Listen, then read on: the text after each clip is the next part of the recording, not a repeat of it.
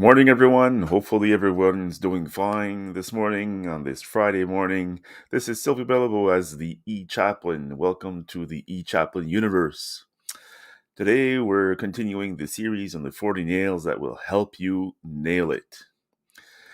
I want to remind you that in the E-Chaplain universe, we help you discover and rediscover dignity in your existence through simplicity towards a wonder.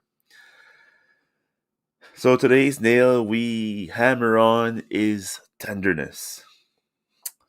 Have you ever tried to attract a bee with vinegar and honey and notice the difference? Well, apparently, with honey, you achieve better results because it's soft, it's tender, and it's has a good taste. Same thing with when we look at the life of Jesus, because that's one of his qualities is being tender and humble. Yesterday we were talking about the nail of self-control, and it takes self-control to be tender, to be not to be a softy kind of person and that everybody tramples on. No, it is much nicer than that, I guess, I would say. And Jesus was soft in some way, but very tender because he took the time to tell things to people in a certain fashion that did not harm them. He said what was on his mind without wanting to harm them, but teach them a lesson. Teach them something new, something to go further in life, to really drive that nail of tenderness further in in the wood.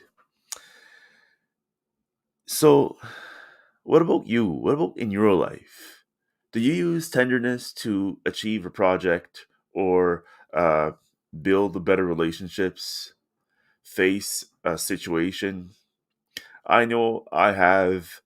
I do. I'll say a little confession, share a little confession with you this morning. I have had difficulty quite a few times to be tender, to show tenderness in certain situations. For instance, try banging your finger while holding when you hold a nail, okay, and you bang the nail and you try to go too fast, and then you bang your finger or your thumb. I don't think you'll be too tender after that. I can guarantee you that. Same thing with your relationships. Sometimes you might get frustrated and all of a sudden you lose patience, you lose towards a certain person, certain situation, and then you're not tender at all if you get frustrated. For example, you might have a loved one that does a certain behavior which you're not proud of or you're not in favor of, and you just like to shake that person. When are you going to stop this? When are you do this? When are you going to be something different? You're going to do something different with your life or improve your life. Sometimes I know I have felt like that, and it's not filled with tenderness. It's filled with frustration, with anything but wonder. You simply don't feel tender. But you know what? When you use tenderness with the other person or to face a situation, difficult situation, you will go much further with that situation and with that person than when you use anger or bitterness. So try that today.